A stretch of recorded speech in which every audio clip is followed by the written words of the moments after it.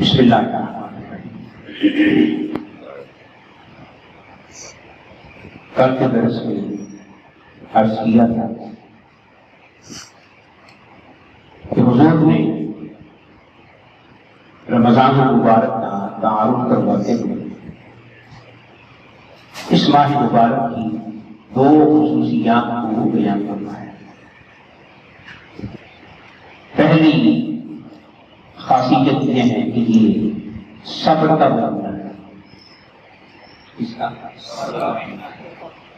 اور دوسری خاصیت یہ تھی کہ یہ مواصلات کا مہینہ ہے، اللہ کے بندوں کے ساتھ ہمدردی کا مہینہ ہے، غم گساری کا مہینہ ہے، ان سے محبت کرنے کا مہینہ ہے اور ان کی ضروریات کو پورا کرنے کا مہینہ ہے۔ اس حوالے سے کل باتیں میں نے عرض کی۔ اسلام کے 5 ارکان میں سے ایک اہم رکن زکوٰۃ ہے۔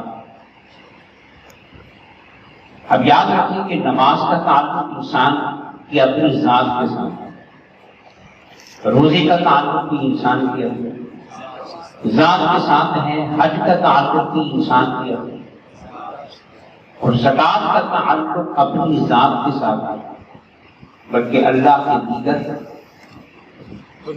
اللہ کے دیگر بندوں کے ساتھ۔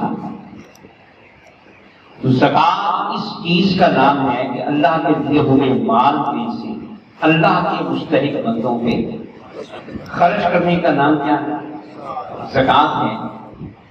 یہاں جو بات قابل غور ہے کہ زکوٰۃ کا جو لغوی معنی ہے وہ ہے پاک کرنا۔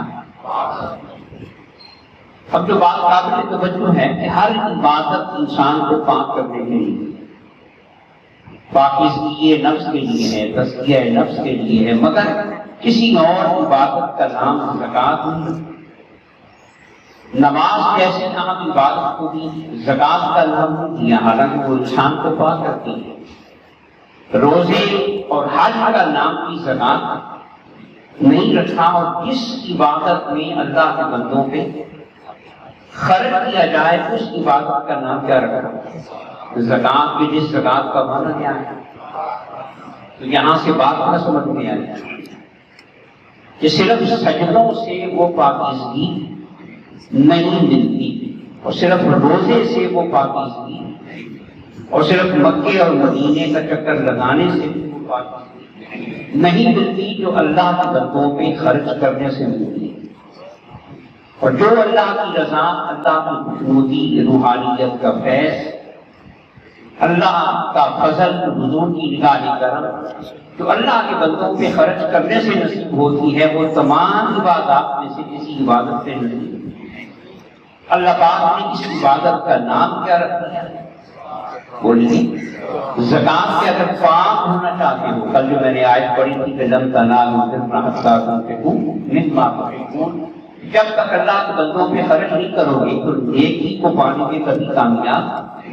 وہی مفہوم یہاں پہ ہے، اصل تقدیر، اصل پاکیزگی، اصل تزکیہ اس وقت ہوتا ہے کہ جب انسان خدا کے دیے ہوئے مال میں سے اس کے بندوں پہ۔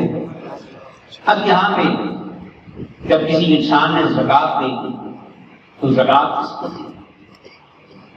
بولیں سجدہ کس کو کیا؟ اللہ کو۔ روزہ کس کے لیے رکھا؟ طواف کس کے لیے کیا؟ ان کاموں میں کسی بندے کا کوئی حصہ ہے، مگر زکوٰۃ کس کو دی؟ اللہ کا۔ تو زکوٰۃ دینے سے وہ جو آپ کا کمایا ہوا حلال مال تھا وہ پاک ہو گیا۔ کیا ہو گیا؟ مال بھی پاک ہو گیا اور مال دینے والا بھی۔ اب یہ جو مفہوم ہے کہ زکوٰۃ دینے سے مال کیا ہو گیا، یہاں سے یہ بات سمجھ میں آ جائے کہ جس طرح زکوٰۃ دینے سے مال پاک ہوتا ہے، اسی طرح حقوق العباد کو ادا کرنے سے زندگی پاک ہوتی ہے، اور جسم پاک ہوتا ہے، روح پاک ہوتی ہے، اور پورا کردار جو ہے اس وقت پاک ہوتا ہے جب انسان حقوق اللہ نہیں بلکہ عباد کو ادا کرے اور بندوں کے ساتھ اچھا سلوک کرے، بندوں کا حق ادا کرے، معاشرت کے تقاضوں کو پورا کرے، حسن اخلاق کو اپنائے، جس نے بندوں کا حق ادا کر دیا اس کی پوری زندگی کیا ہو گئی؟ پاک ہو گئی، اور وہ کامیاب ہو گیا اور وہ خدا کے بندوں میں شامل ہو گیا۔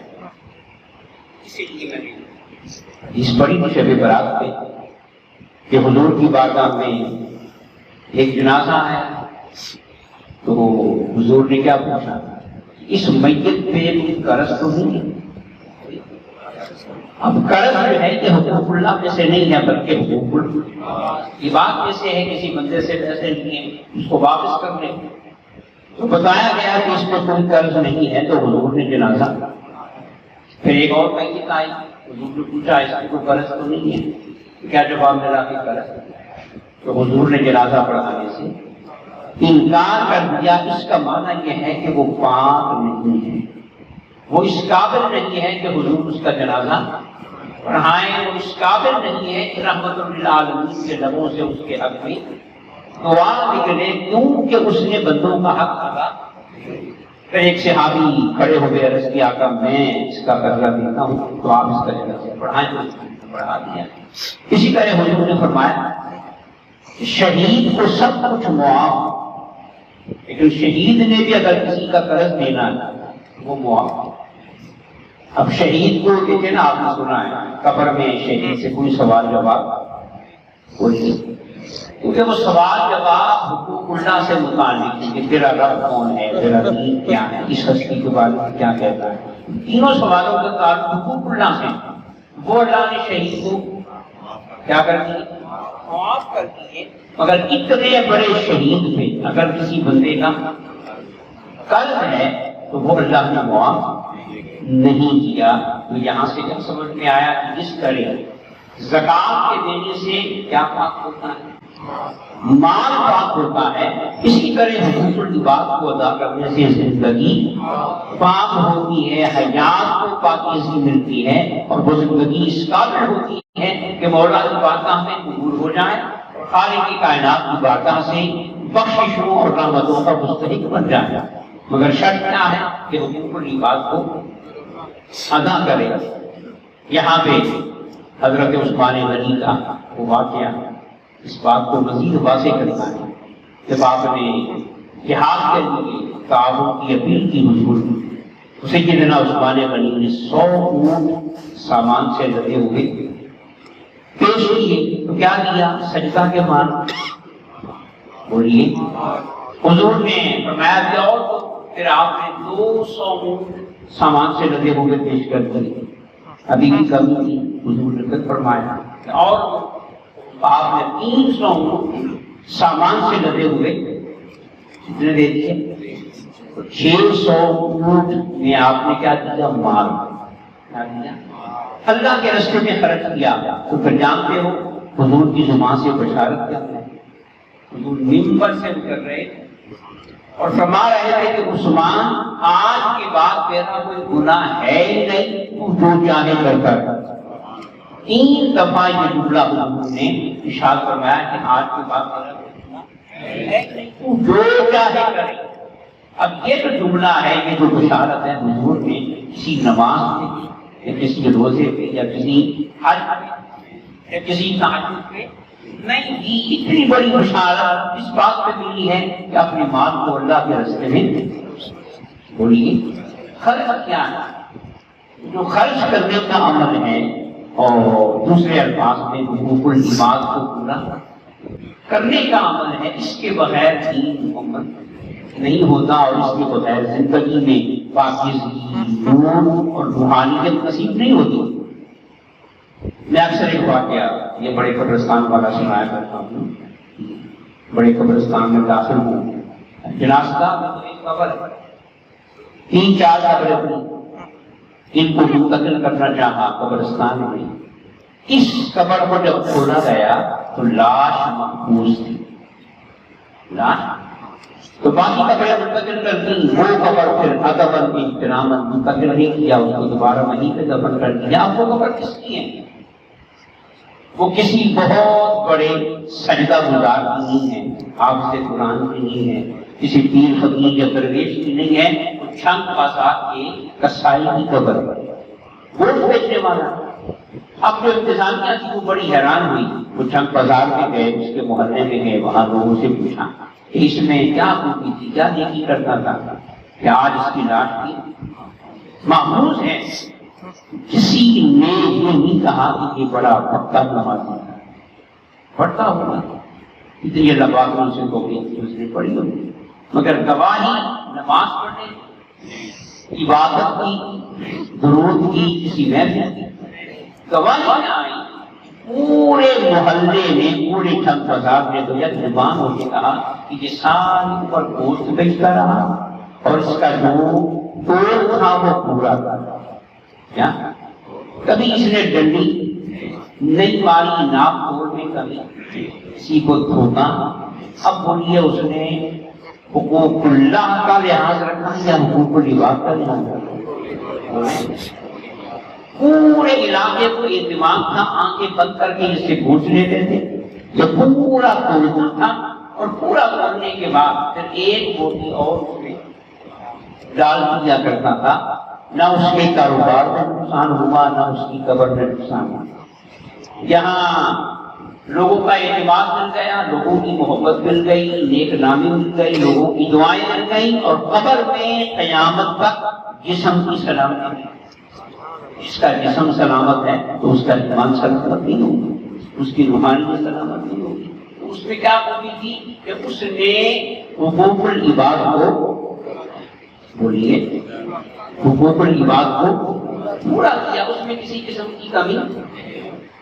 اور یہ کتنا اہم معاملہ ہے، خود آقا جہاں جب دنیا سے جانے لگے، اب حضور سے بڑا کون ہے؟ حضور تو ہیں ہی رحمت للعالمین اور ہر کسی کو دینے والے ہیں۔ جب دنیا سے جانے لگے تو تمام مسلمانوں کو مسجد میں جمع کیا اور فرمایا کہ میں نے اس لیے بلایا، اگر کسی کا مجھ پہ کوئی حق ہے تو بولے، کسی کا مجھ پہ یہ ہے حقوق العباد کی اہمیت کہ خود نبیوں کا سردار بھی تمام مدینے والوں کو جمع کر کے فرما رہا ہے کہ میں دنیا سے جانے والا ہوں، آپ کی لمحات میں کسی کا مجھ پہ حق نہ رہ جائے۔ کسی کا اگر مجھ پہ حق ہے تو میرا حکم ہے کہ وہ مجھ سے لے لے۔ ایک صحابی کھڑے ہو گئے، عرض کیا آقا، انہوں نے موقع نہیں مل جاتا، انہیں ایک بہانہ مل گیا اپنا شوق ہوتا۔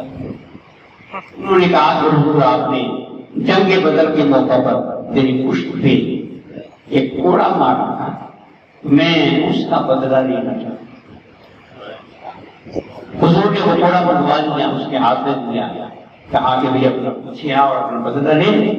اس نے کہا حضور میری پشت ننگی تھی، میری پشت ننگی تھی، تو انصاف یہ ہے کہ یہاں بھی معاملہ ویسا ہی ہو کہ بدلہ پورے کا پورا دے لیں۔ حضور نے کپڑا بھی ہٹا دیا، پشت جو ہے وہ ننگی ہو گئی، تو حضور کی مہر نبوت سامنے آ گئی۔ اس نے کوڑا پھینک دیا اور لپٹ گیا اور مہر نبوت کو بوسے دینے شروع کر دیا۔ اس نے کہا حضور یہ تو صرف ایک بہانہ تھا، یہ تو موقع مل رہا تھا، کسی اور کو تو ملا نہیں، نہ کسی کو ملا، مجھے مل رہا تھا تو میرا شوق تھا کہ میں مہر نبوت کو سنوں، تو میں نے اپنا مقصد پورا کر لیا۔ تو بتانا یہ ہے کہ کسی کا حق دینا اتنا اہم معاملہ ہے کہ حضور نے دنیا سے جانے سے پہلے تمام لوگوں کو جمع کیا اور فرمایا کہ کسی کا حق ہے تو وہ مجھ سے لے لے۔ یاد رکھیں جب تک بندوں کے حقوق ادا نہیں ہوں گے، پاکیزگی نہیں آئے گی، سجدے کی منور نہیں ہوں گے، نمازیں بھی پرنور نہیں ہوں گی، روزے بھی مقصد سے خالی ہوں گے، منہ سے خالی ہوں گے۔ اس پورے دن میں حسن آتا ہے تو کب آتا ہے کہ جب بندہ بولیے حقوق العباد کو پورا کرتا ہے۔ اللہ تعالیٰ کو اس کی